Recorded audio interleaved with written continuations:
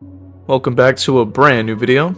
Today we're reacting to quiet kills, talking about if the ghoul should get nerfed at all, and I'm gonna give my 2 cents, see what I think as well. And tons of people are already calling for him to be nerfed, and I mean tons. Never mind the fact that he released just a few days ago and nobody has really learned all of his counters or have developed any solid strategies for playing against them yet. Nope, pre-dropping and holding Shift W doesn't fully counter his whole entire kit, therefore got him like a fish so we can all go back to playing against Blight all day. I swear. Honestly, that's exactly my point when it comes to Kaneki getting nerfs, is the fact that there is counterplay, but they either refuse to acknowledge that there's counterplay and just screech nerf, nerf, nerf. And the few that do counter it are literally trying to explain, like, hey, look, like, there's some counters here you can use. We have, we have meta changes here we can utilize and things like that. And then they just refuse to acknowledge it. They just refuse to use it. He is counterable. It's not like it's an automatic win, but people like to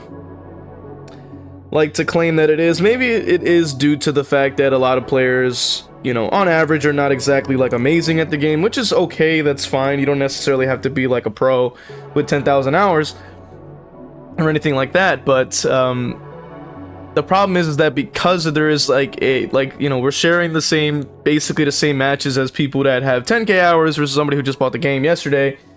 It makes everything, sort of get balanced off of what screeches the loudest. And unfortunately, because people, as Quiet Kills is saying, just want to hold W and do nothing else, this is unfortunately the outcome. We most likely will be getting ghoul nerfs, and it's actually insane. I personally don't think he's that bad.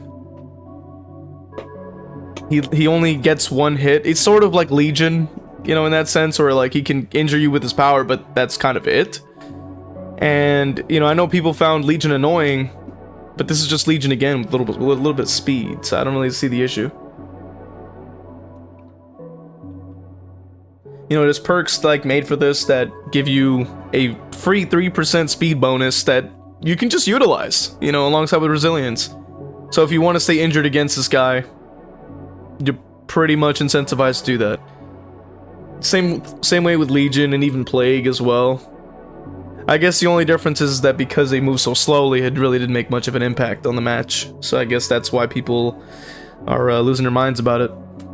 Where the DBD community doesn't even let a new killer have the chance to breathe these days without calling for nerfs and entire reworks on them fresh out of the gate. Now, this isn't to say that Kaneki is perfectly designed by any means though, because I've been playing both as and against him a lot recently, and I've noticed a few key things. I'll start this off by saying his first hit comes way too easy considering his mobility. He can have an entire team injured and mending in under 30 seconds depending on the map and spawns, and those hits take zero effort or skill to land whatsoever. This dude is like a heat-seeking missile with hentai tentacles attached to it. His target lock-on is way too generous and aggressive, almost to the point where it actually hinders you. You could be practically pointing at the sky and it'll somehow still find a way to lock onto a survivor who is behind you, hiding behind a rock. It just feels like no matter where you're actually pointing your screen, it's bound to hit regardless. And it's interesting to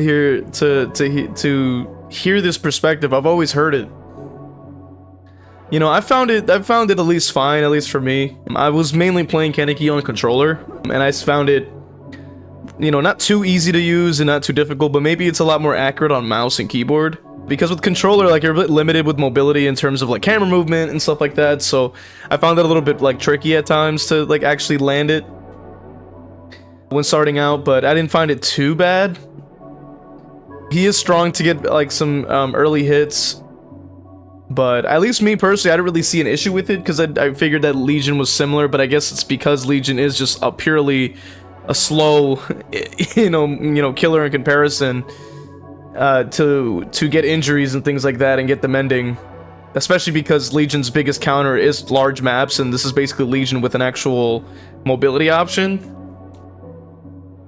I guess that's what obviously makes that, what kind of makes it a lot stronger in that sense. But I do see that can be a little bit difficult to go up against. Now, the fact that the lock-on is as generous as it is kind of shocking, though. I will say. And I did hear a lot of people say that they want to see it a little bit more difficult to land and things like that, to have a little bit more skill, which is okay. It depends on how hard it is to land after the changes. It really just depends, because, you know, behavior has a very good chance of like overdoing it and making it extremely difficult to land. So we'll just have to see in due time. Notice that it's actually particularly aggressive on unmarked survivors, so you may be trying to connect to a wall past the survivor to launch yourself ahead of them, but it'll just lock onto the survivor for you instead and mark them, granting them a speed boost away from you. This can actually hurt you really bad if they're already injured, or if you got a perk like Starstruck activated and you're looking for a one shot on a healthy survivor. My suggestion for this is, I've actually had experienced that as well when I was playing Kaneki. A lot of the time, like, they'll be marked anyway, and then I will try to like aim to like maybe a wall, a barrel, you know, a bush, you know, something that's next to them, and I would try to like close the gap, but I end up pulling myself towards them, which then slows me down, hinders me, and then they make even more distance, and then my power is on cooldown because it counts as like pulling yourself towards them, which pauses and restarts your cooldown. So it was a bit a bit annoying to deal with. So in that sense, I do agree. Personally, I probably should have played it more to get like a better understanding of it, but yeah. issue would be to decrease the size of survivor hitboxes a bit and maybe make the lock-on a little less aggressive so it doesn't feel like I'm constantly fighting against a very strong magnet. My next issue is the range on his initial hit. It is absolutely absurd. You could be repairing a generator in Mississippi and this dude will hit you from Turkmenistan. Bro, I'm telling you, all Kaneki has to do is catch so much as a glimpse of your pinky toe while healthy and you'll be immediately injured. That's all there is to it. Bro, I shit you not when I tell you sometimes I land hits on survivors I didn't even see. It takes no skill whatsoever, and I could probably do it with my eyes closed and my monitor turned off. I will say though that the range on the grab is quite far. I remember playing on Erie.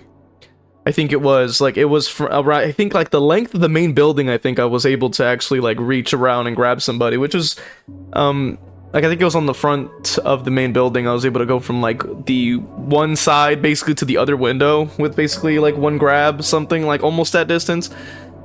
Which I just thought was just intentional, you know. I just thought, oh, okay, maybe I just was fast or something, but I was just like, you know, lucky or something like that. But if that's something to land consistently, then I can kind of understand, you know, where the issue lies. It's a bit unfortunate. I did find it a bit funny. It was quite fun to like, you know, go like that far and actually land a hit. At least coming from a background where I'm just mainly playing just M1s like Freddy, Ghostface, Clown, Legion, you know, characters like, you know, like that, which are just like not exactly like very fast or very powerful in any way, shape, or form. I play a lot of the low tiers, unfortunately, so anything that's above that would be, you know, enjoyable and fun, you know. But being able to just kind of see, you know, visual examples of it is understandable, as well as just taking into account my own experiences. I can definitely see where people are coming from. This makes his early game and overall map control almost unrealistically oppressive. A killer with this much mobility has zero business being able to injure survivors at further distances than Deathslinger can even shoot his gun.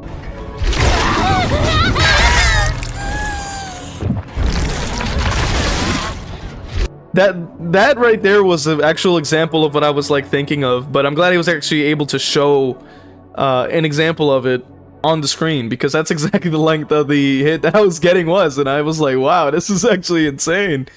And it is fun, I will admit, especially like I've said, I've played just mainly M1, so you can't even like get hits on anything basically if a pallet's in the way, so it can be quite annoying.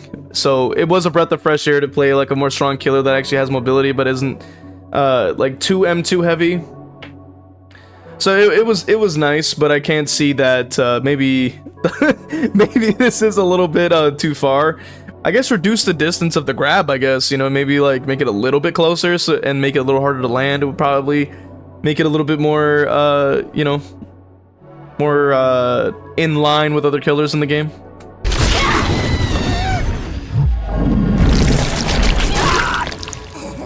Now with this being said, after he lands his first initial hit, he really does have to work for that second hit in order to score the down. The only thing that can sometimes feel really overtuned and uncounterable beyond the sheer ease of just landing that first hit is his vaulting speed when enraged. There are some traditionally very safe tiles that you can basically just turn into a free hit because a survivor will not make it anywhere due to how fast your vault speed is, even if there are pallets or windows immediately nearby. And if it needed to be paired with certain perks or add-ons to guarantee the hit, I'd get it, but I'm talking about just his base enraged vault speed with zero investment whatsoever.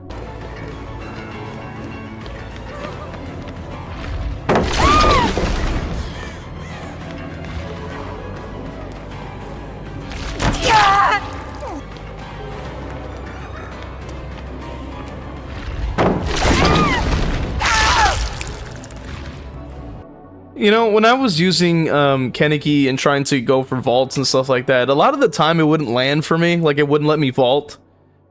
And it's like I could have sworn I was also enraged when I did it as well.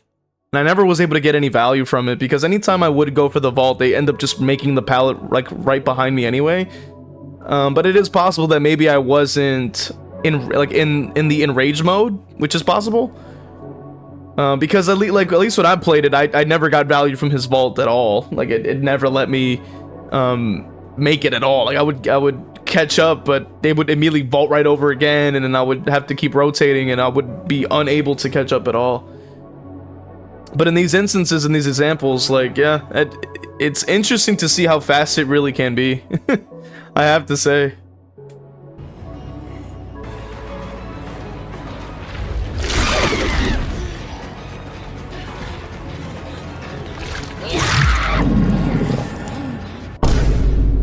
It is possible that he is, because he's using the recovery speed on, now that I think about it, he is using the umbrella add-on, which does like decrease the recovery after using your abilities. So maybe that's what I was missing, because I wasn't using that. I was using like the browns and yellow add-ons because I just had started playing the character. So that could be a possibility that maybe that's why it's like that's the add-on you need to actually make it so that you can actually land the attack, because I was not able to do that on my own when I was like playing him.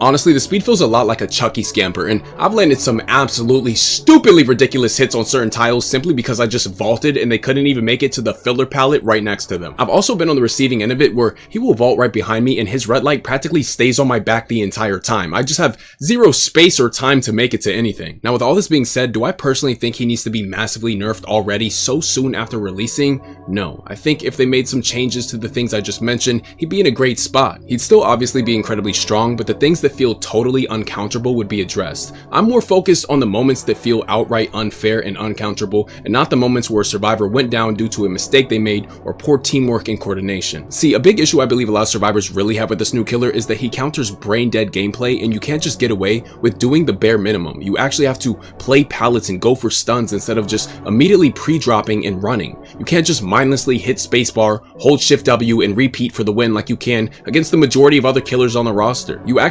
The problem is that we do have a community of survivor players that only engage in this gameplay, which is pre-drop, run, and play brainless the entire way.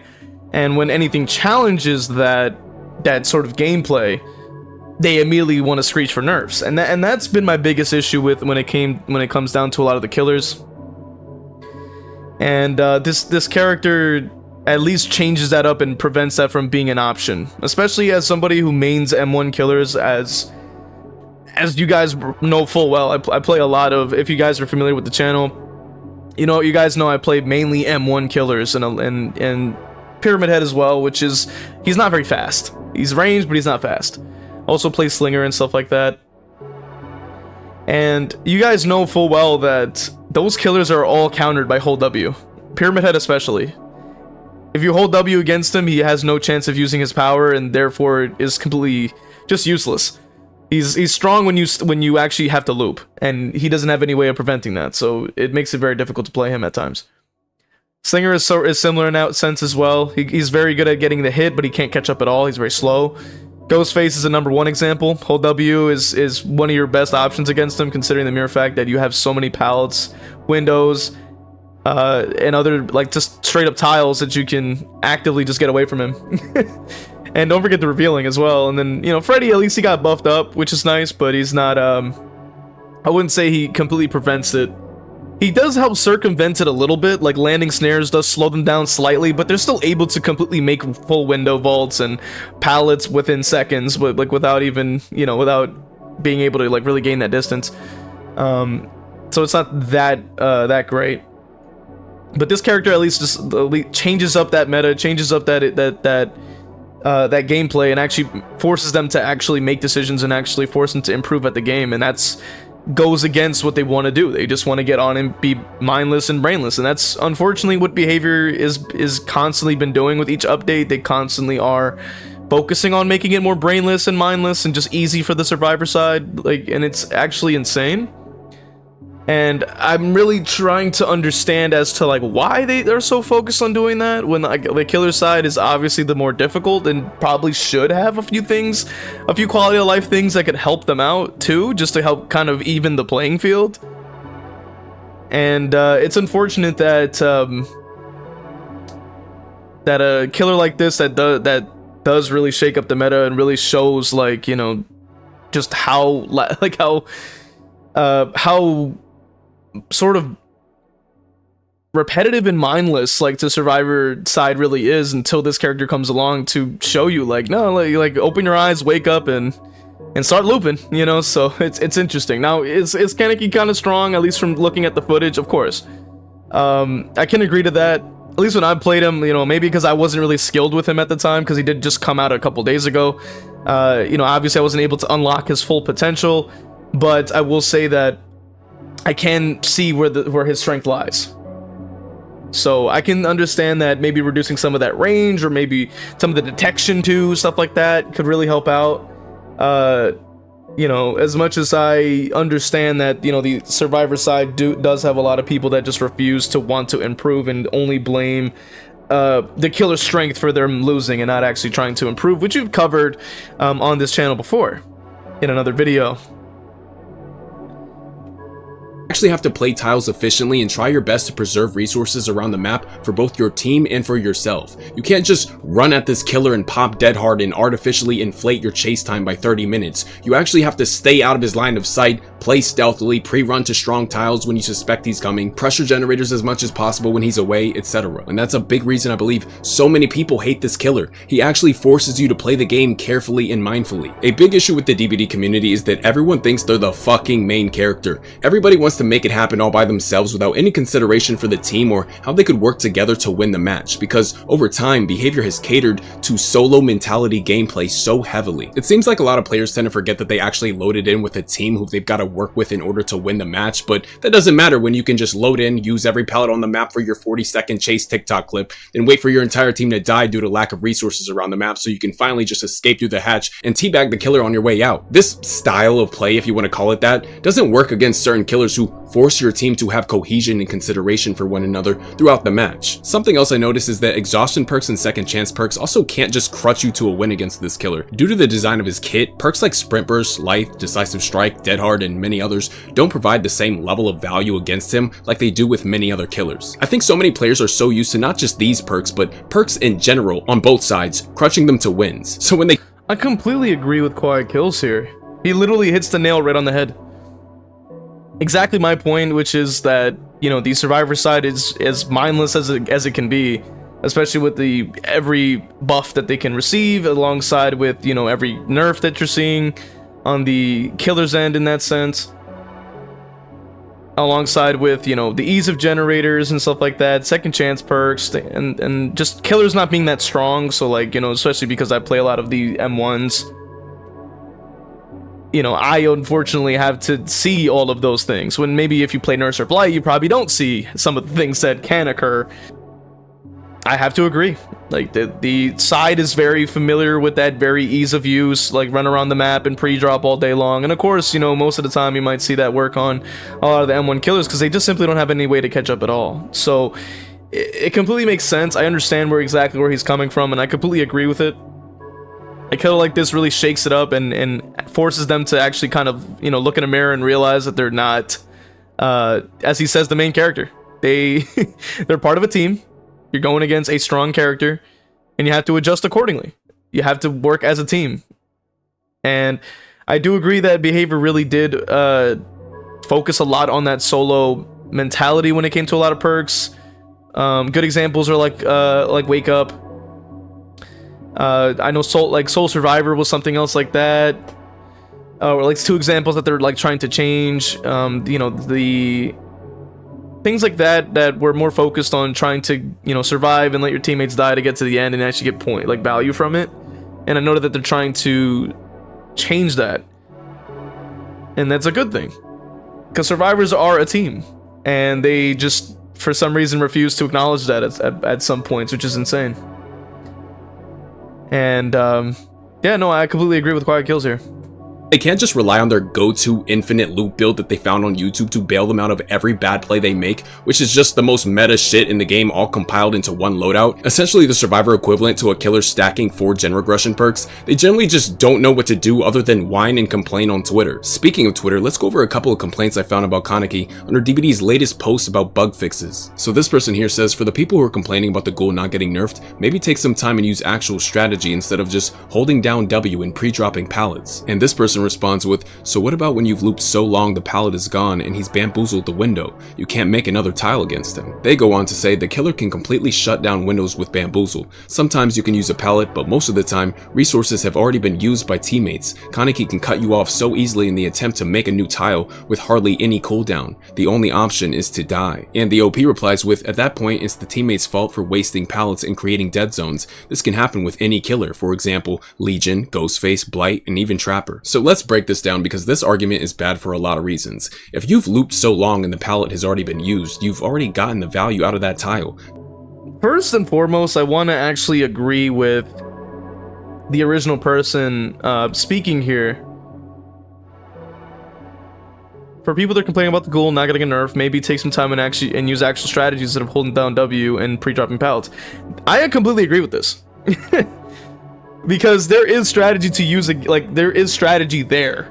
There is strategy there. People already have discovered, I'm going to use Made for this, and Resilience. I'm going to have things that help me against this. I'm going to try to grade pallets. I'm going to try my best to try to stay alive, because he's still purely an M1 at the end of the day after getting that first injury. He can dash around, but you still have to be able to understand that not only there's a bit of a cooldown after he cancels, but also you need to know exactly when it's the right time to place a pallet and when it's the right time to greed. You have to get a read for him. Like, is he somebody respecting the pallets, or is he somebody that's gonna be flying through them? And from there, if you are able to get that pallet down, try to mind game it, right? Like, you want to run around it and buy more time for your team while the rest of them are working on the generators and things like that.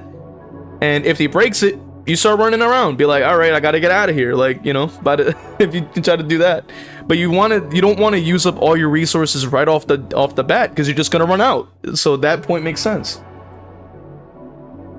So when the person responding says, when you loop the pallet so long the pallet is gone and he's bamboozled the window, this is a case-by-case situation. But if you already used the pallet, you're most likely, you just have to move on to the next area. So that's just, you know, that is just more, I would have to say, a skill issue, because why are you staying in that area if there's no pallet anymore? And if the window's already bamboozled, if you already used the pallet, you just want to leave at that point. If you can at least make the window once, or if you know he has bamboozle from another chase that you've seen him in, or whatever have you, just, you have to use that sort of the context clues and understand that maybe I shouldn't stay in this area. So the killer completely shut down windows with bamboozle, but yes, I mean, any killer can do that. Clown, I mean, Ghostface, Freddy, you know, Blight, whatever. Any killer with bamboozle will shut down windows with bamboozle. Sometimes you can use the pallet, but most of the time resources have already been used by teammates. Well, then yes, and that's a skill issue on your teammate's end. And that is more just like the problem with solo queue. You know, it just sort of happens that way, unfortunately. Kaneki can cut you off easily when attempt to make a new tile with hardly any cooldown. The only option is to die. Well, that applies to any killer. And as he mentions in the response, it says it's the teammate's fault for wasting pallets creating dead zones, and it can happen to any killer. I completely agree with that. I completely agree with that. That is literally what happens at any point. That just has to do with solo queue and your teammates just not understanding. how to utilize strategy and try to survive. Legion, Ghostface, Blight, and even Trapper. So let's break this down because this argument is bad for a lot of reasons. If you've looped so long and the palette has already been used, you've already gotten the value out of that tile. Not every tile can be looped forever, and eventually you're going to run out of options. If you've managed to loop that tile until it runs out, then some meaningful progress should have been put on generators throughout that time if your team was playing efficiently in the background. And if you continue to play efficiently and make few mistakes, you should manage to win. If he bamboozled the window on a tile with no palette and lands a hit on you, then congratulations, dipshit, you got bamboozled. I mean, that's just bamboozle working as intended. That is the entire point of the perk. The palette is gone, all you got is a window, killer blocks the window with bamboozle, killer lands a hit because that was your last resource on that tile. That's just a checkmate, plain and simple. I mean, eventually you're going to get hit. That's just the way the game is designed. That's why Bloodlust exists. This person's critique isn't anything exclusive to Kaneki. If anything, this is just a critique on bamboozle. Basically, any killer can do this with that perk. That's how it was designed to function. I have to completely, once again, I have to agree with Quiet Kills here. Literally exactly my point is exactly the point he's making as well. That's literally what I had said like a minute ago. Yeah, that is a valid point. He's sort of pointing out like, oh well, bamboozle's the problem, and it's like, yeah, but that's not a Kaneki issue. You brought up Kaneki, so bamboozle's not really part of the equation here. It's not part of the conversation. If you want to talk about bamboozle, we can talk about bamboozle, but then you know, we started off with Kaneki, so where are we going here? Regardless of who you're playing. Then they're on about how they can never rotate away safely from tiles with no pallets because other nearby pallets have already been used by their teammates. Once again, this isn't a Kaneki issue. This is a skill issue on behalf of you and your team. You're rotating to areas that have no pallets and then you're complaining that you're getting hit because you have no pallets. Breaking news, 1 + 1 = 2. I mean, like, that's just what is gonna happen when you rotate to an area with no pallets. There won't be pallets. It's like people forget that resources are limited or something. This is what happens when you've let people get away with just mindlessly pre-dropping pallets whenever a survivor so much as here's a killer's tear radius remotely in the distance. The more pallets you throw away, the weaker and weaker the map gets for you and your team. I mean, from where I'm sitting, it just sounds like you have no map awareness. I mean, you need to pay attention to which parts of the map have already had their resources utilized and try your best to not go there. Certain killers in this game punish dead zones really hard, like Knight, Clown, Kaneki, etc. So you need to stay cognizant of where those dead zones are and try to avoid them at all costs. You have so many solo style players who think they're featuring in a Survivor 5-gen chase montage who run around and drop every pallet on the map at 5 gens still remaining. Then they wonder why no pallets are left. You have multiple hook stages. Use that to your advantage. I cannot count the amount of matches I played where survivors have dropped at least 4 or 5 pallets before the first gen has even popped. Tons of survivors drop a pallet after my initial bite rather than taking the chance to make distance with the speed boost they're given after I bite them. That's just a waste of a pallet and one less pallet you'll have for later. That's a valid point, honestly. But with that being said, thank you for watching. If you want to watch the original video, we have that linked in the description. Watch the rest of the video on your own on Quiet Kills' channel. But thank you guys for watching. If you made it this far, support Quiet Kills, support me with the links in the description. Hit the subscribe button, hit that like button. Follow on Twitch if you want to see me play Killer live. And check out one of the videos where we react to other Quiet Kill videos. Quiet Kills. Alright, see you guys in the next one.